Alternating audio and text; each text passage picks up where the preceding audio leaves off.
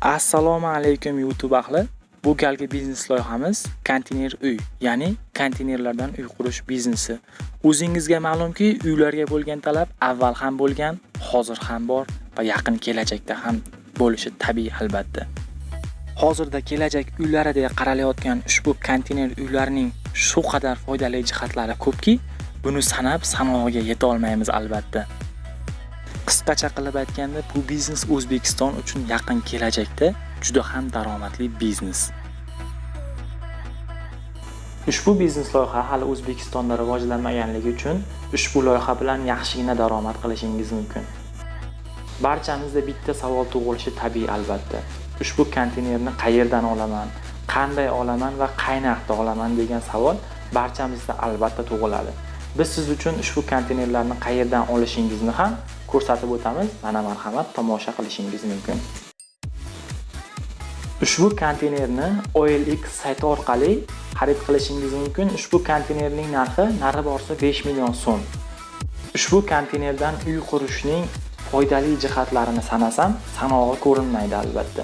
Lekin siz ushbu uylarni xohlagan dizayningizda hamda xohlagan uslubingizda qurishingiz mumkin. Ushbu biznes loyiha O'zbekiston uchun startup biznes, ya'ni yangi kirib kelayotgan loyiha, yangi biznes bo'lganligi sababli ushbu loyihaning qo'llanilishi juda ham tez hamda rivojlanishi juda ham tez bo'lishi kutilmoqda. Hamda ushbu biznes loyihadan yaxshigina daromad ham ko'zlangan. Albatta biz bilgan o'sha millioner hamda milliarderlar ham o'z bizneslarini avvalambor ko'chmas mulk, ya'ni uylardan boshlashgan. Endi har doimgidek biznes loyihamizning hisob-kitob jarayoniga o'tsak.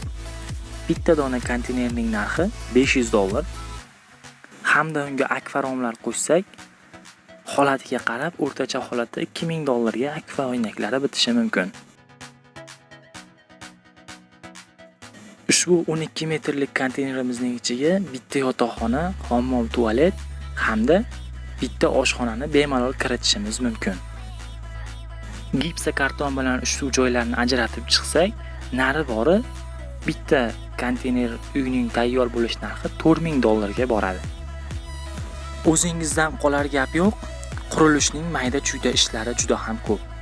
Shuning uchun ushbu konteyner uyning qurilish jarayonidagi hisob-kitoblar umumiy holatda hisoblandi. Ushbu biznes loyiha o'rtacha hisob-kitob bo'yicha hisoblandi. Har bir narsada xato va kamchilik bo'lganidek, albatta bizning biznes loyihada ham kamchiliklar bo'lishi mumkin. Ushbu kamchiliklarni kommentariyada yozib qoldirishingizni iltimos qilgan bo'lardik.